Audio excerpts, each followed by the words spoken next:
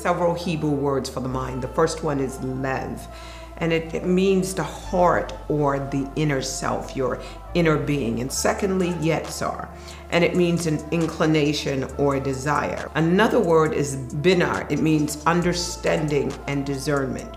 And then there's this big word, mikashaba, and it has the connotation of thought and imagination. And then da'at, and it has the connotation of knowledge as well as awareness. So having a knowledge of something simply means that you are aware of it. We talk about self-awareness, knowing where you end and someone else begins. A baby, when they're born, they don't have self-awareness. It's developed over time.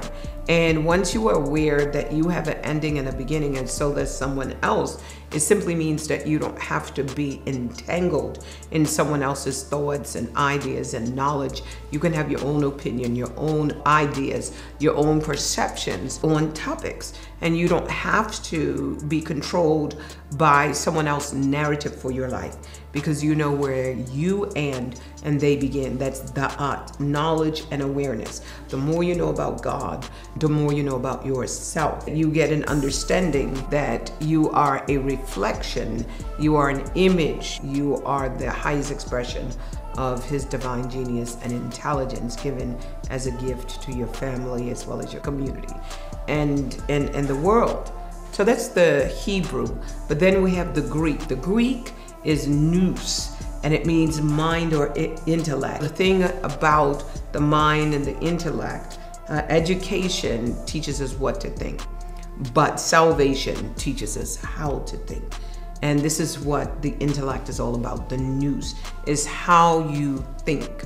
Then there is dianoia, and it has the connotation of understanding or the thought processes. We talk about the rationale behind something. What is your thought process? So you don't just arrive at a conclusion. There's a thought process that's there. The next three words are interesting. Phronesis, and it has to do with wisdom as well as practical insight. So it's one thing for you to have revelation and even information, but it's the practical insight that God gives you. It's pragmatic. So you have the wisdom, and then you have the prudence that goes with it, and that's the pragmatic application of wisdom. There are some people that heap up knowledge and they take a lot of notes, even in messages, but then at the end of it, do they know how to apply it? And then it's suke. It means soul or inner life. Suke, out of which we get, of course, the English word psychology. Suke, psychology. And finally is hegemonia. It means authority or leadership.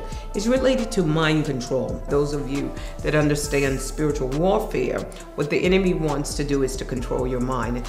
You're being controlled by an external spirit, and you literally have to give up your authority. You have to give up your self-leadership, your ability to make decisions for yourself and for those that you are leading and you are influencing. So these are the words for mind, both the Hebrew and both the Greek. So when we talk about the master mind, we are talking about every aspect, every faculty of thought of your mind, whether it's your inner thoughts, whether it's your inner self, whether it's understanding, wisdom, discernment, the thoughts and imagination of your heart, whether it's the knowledge or the awareness, whether it is your intellect, whether it is understanding or your thought processes, whether it's your inner life, whether it's the authority, who or what has authority over you, all of those things, and who is leading your decision.